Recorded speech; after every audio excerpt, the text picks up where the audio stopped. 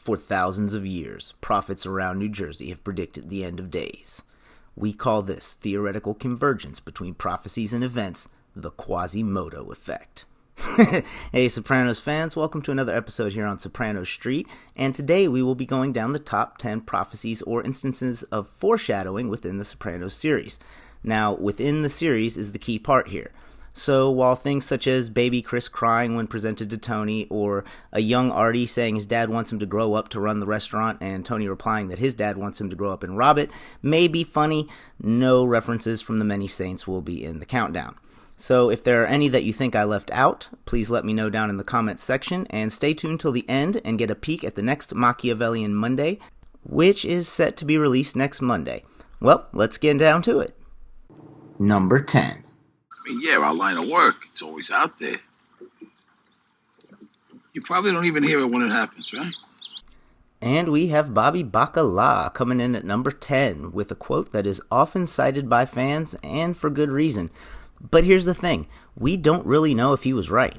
It would certainly seem like he heard it when it happened, but he didn't say, I probably won't hear it. He said, you probably won't hear it, and he was talking to Tony, and the show certainly indicates that Tony probably didn't. I suppose there's a chance that Tony pulled a crazy Joe Gallo and made it into the street before getting finished off, but the show gives us no reason to think that happened, so Bobby seems to be on point here. Frankly, the main reason this quote wasn't higher on the list is because it seemed too obvious a choice. Number 9. Well, even Cinderella didn't cry. Look, when it comes to daughters, all bets are off. When it comes to daughters, all bets are off. Now, this is a sentiment you'll hear from many fathers who have daughters, and it certainly seemed appropriate here. Tony was trying to save a little face for Johnny Sack in front of his crew, but it takes a more prophetic turn when Coco harasses Meadow while she was out on a date. After commenting that Meadow had whipped cream on her face and he would gladly add more, Tony finds out and is furious, despite Meadow not mentioning the part about how he would add more. Now, Tony's response is a topic that I cover in a different video, and the link will be at the end. But no matter how you view his response, it was fraught with danger, and there are few people that could have gotten Tony to react in that kind of way, and his daughter Meadow was one. When it came to Meadow, all bets were off. Number 8. Pradeep, our pharmacist, was at a pool party. All the kids were playing in the water. The adults were all around them, having drinks, barbecuing.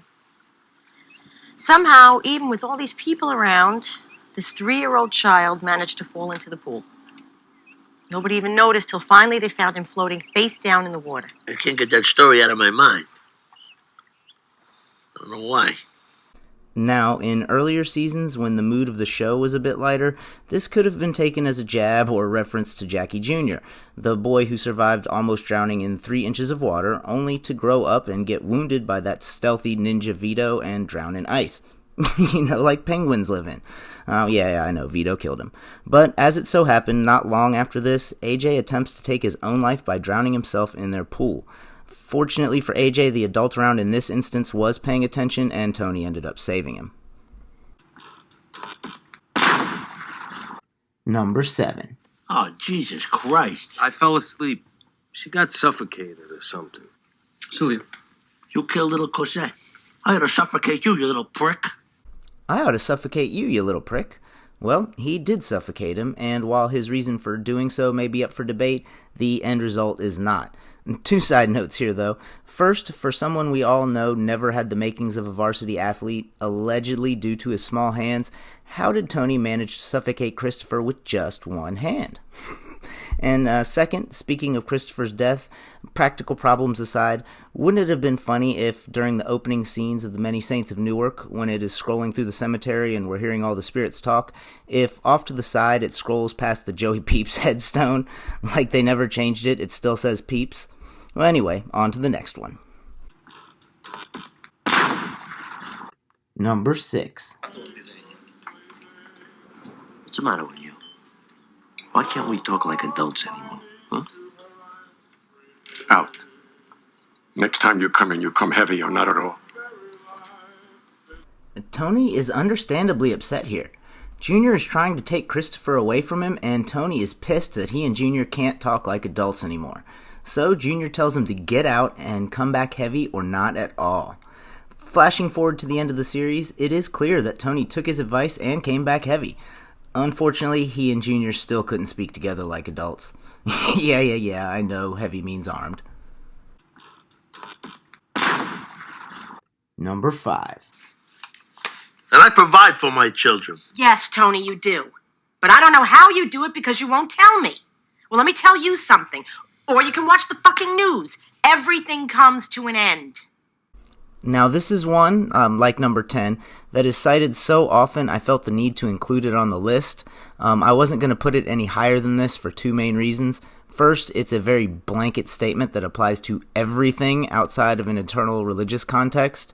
The episode will come to an end, the season, the series, etc., etc. And second, because it's just a really boring one. So let's not spend any more time on it. Number 4. How does that make you feel? The idea that you might be sent to prison.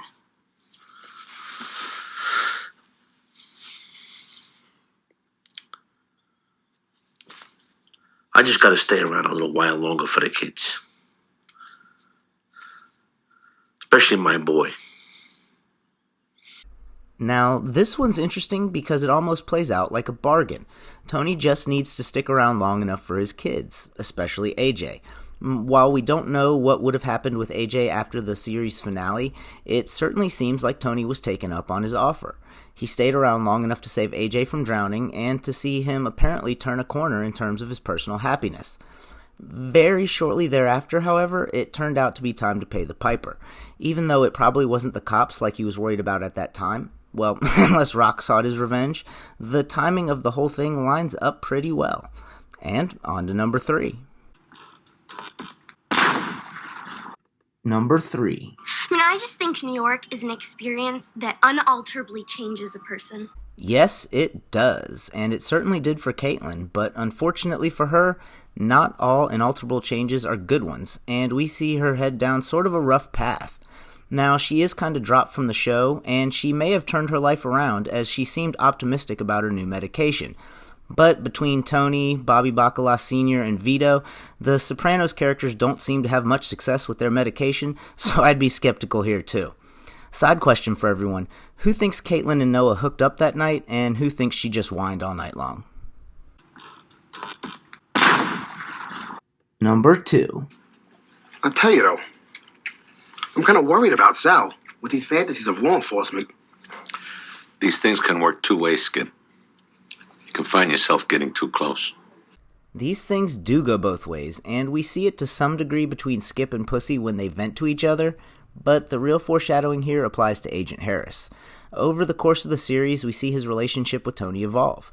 In the beginning, Agent Harris seemed like a straight arrow who was genuinely concerned with seeing Tony get caught, but we see him warm up towards Tony throughout the series, especially when he leaves the organized crime unit. After switching over to anti-terror, he helped Tony locate and kill the Shah of Iran, who, interestingly enough, didn't want to get a bike for fear of head trauma. Number 1. And the number 1 spot goes to the Fresh Prince of New Jersey himself, Jackie Jr. That's even better. Fuck him and his rinse your dishes bullshit. You know what? I think he's a fucking secret fag. Okay, so I'm not sure exactly what this would be considered these days, but I do know at that time, and especially among that group of guys, the fact that Janice was there would not have helped Ralphie's case at all. The fact that he was with Tracy, who, despite her chompers, was, well, along with Adriana and the D-Girl, in my opinion, the hottest on the show, I don't think that would have helped Ralphie's case at all. Hell, I think he could have had Tracy jump in and join them, and as far as that group was concerned, Jackie Jr. still would have been... Dead on balls accurate. Dead on balls accurate? It's an industry term. Alright, now, as promised, I will give you a peek at the next Machiavellian Monday episode set for next Monday, and it will be about Little Carmine. Seeing as he was the other half of the struggle after Carmine Sr.'s death, and I've already done a Machiavellian Monday on Johnny Sack, it seemed only fitting to do his episode next. This episode will take a look at how Machiavellian he was from two different points of view. The first will take the show at face value and assume he is an idiot, and the other will examine him through the lens of the fan theory that he was actually incredibly intelligent. So let me know what you think, and I will leave you with this riddle I just thought up. Who would Dr. Melfi consider to be the Chauncey Billups of the Lupertazzi family? Well, thanks again for watching this episode here on Soprano Street, and as always, please like, comment, and subscribe, and I'll see you at the next score.